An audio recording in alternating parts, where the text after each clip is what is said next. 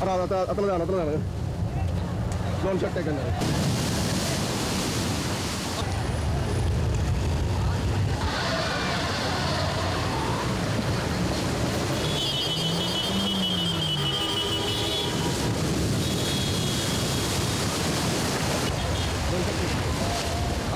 Signal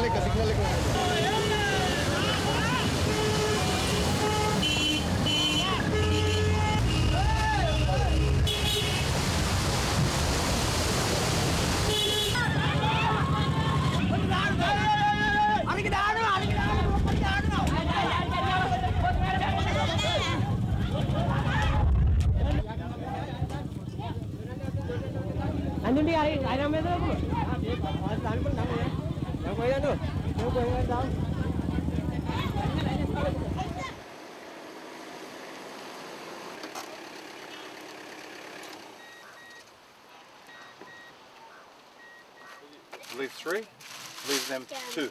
Leave them 2, yeah? Okay, thanks. What we're trying to do is instill some confidence in these people, as well as a bit of self-respect and self-esteem.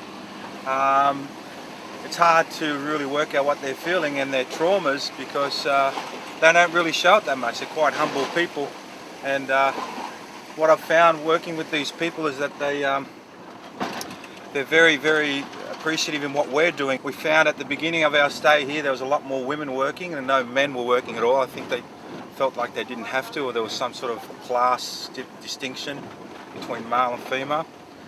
But as the weeks went on, we found that more and more men who were genuinely concerned with their village started to chip in and work themselves and coordinate, and gave us some ideas how to move stuff around. And it's been, I haven't done anything like this before. It's been certainly been an eye-opener. I've learned a lot already. Obviously you arrive here and see the utter devastation. I haven't seen anything like this before, and you just want to give, you want to be able to give to the families. No, we're an independent group with the Tallaha District Support Group, which was set up under the umbrella of AFAP, which is the Australian Foundation for the Peoples of Asia and the Pacific. So we're an independent group. I believe so far in Sri Lanka, the government, apart from the larger towns of course, are very slow to be giving out aid. Everything is still in its planning stage, so most of the aid being received, the little aid being received, I might add, is coming from independent groups like us. Last week we went round to visit each house in this village to see what immediate aid we could give them. We considered mattresses, for example. A lot of them were damaged.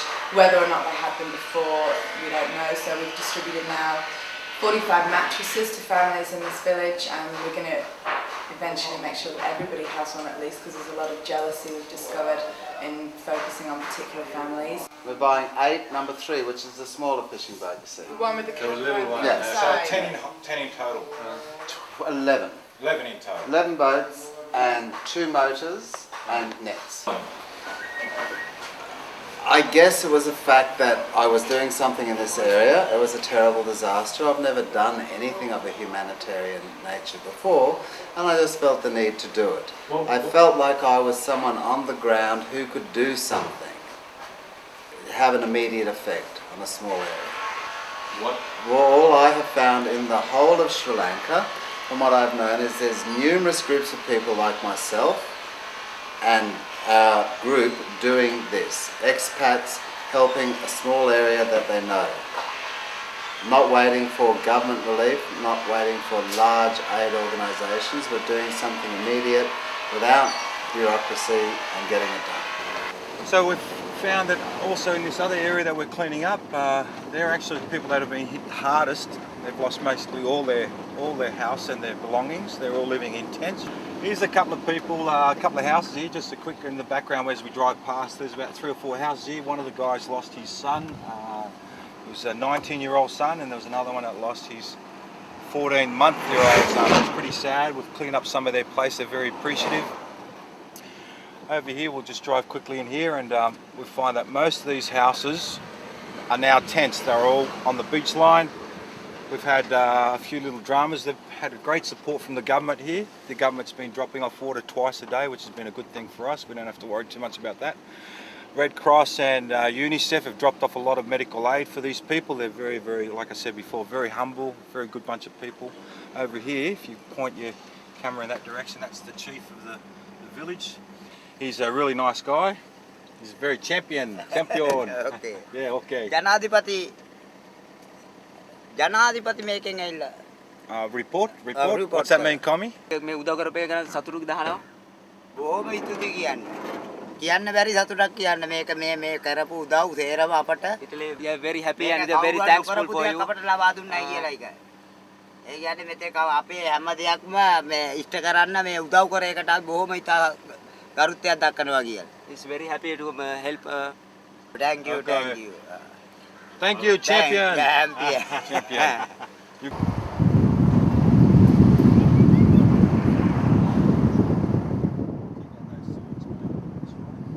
I work as a research associate at the Disaster and Development Center at Northumbria University. So most of my research areas are looking at trauma treatment and sustainable development. So at the moment I work in Sri Lanka, I work in other countries in South Asia, and also I work in places like Sudan, Mozambique, Zimbabwe and such. Normally after a disaster, it would take 3 to 4 months to really identify traumatized people. If it is a conflict, you always see your enemy. You know who to blame. Either side, which side, it doesn't matter which side you are, but you always have an enemy to blame for. But when it comes to natural disaster, you don't have an enemy to blame or get angry with. So, and also in this specific case with the tsunami, people in coastal areas are quite depending on the sea or the ocean. So ocean or the sea is something that they quite respect, they quite depend on. So when your friend or the entity that you are depending on turns towards you and become your enemy, that's quite difficult to deal with. Because being human beings, we got the ability and the immunity to deal with trauma. So in generally, most people who are traumatized will recover after 3-4 months. So after that period, only you could really recognize traumatized people. Where I come into this is I've got experience in working with children and adults in experiential games, in things that can just be a lot of fun, and then just through sharing, how did you feel about that? People can start to open up more and let out what they need to in terms of what they're dealing with internally. Today these children came from 4 schools. They've been all of them very severely impacted, so I can't tell you if they've all lost a parent or somebody in their family, but I think that's probably the prerequisite for being here. This is run by the Christian Association in conjunction with the Education Department, and they had representatives from the Buddhist Society, from the Muslim Society, Christian Society, even the police superintendent and the education minister was there, all saying their piece about tsunami and rebuilding Sri Lanka and helping each other, coming back to the community efforts, etc.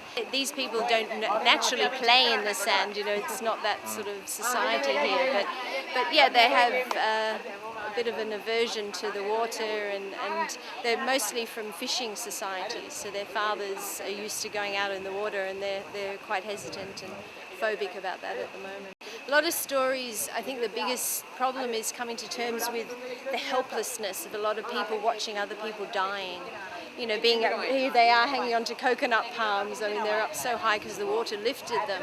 And, watching other people help, struggling in the water, combating, trying to hang on to anything, having to make a choice between children, all of these sorts of stories start to come out. And the guilt is the hardest thing to deal with on those levels. Yeah, it's just a network. It only goes on when it suits them. The best time of the day is from like now till about 4 in the afternoon. But listen, have you made? I know you're busy, and have you made any waves for getting some money raised to send over? Do you know? Oh, okay. What about in the interim? Can you maybe get together with a few of the boys, say the guys from the touch football team, guys from the Phoenix Hotel, the Light Brigade, and ask Andrew Stanway, see if they can put together some money, and we'll buy a whole heap of sporting stuff for the school. Like we'll buy 2 or 3 sets of cricket gear, some volleyballs, volleyball nets for the girls, and cricket. Can that be arranged? And you can send it to this address.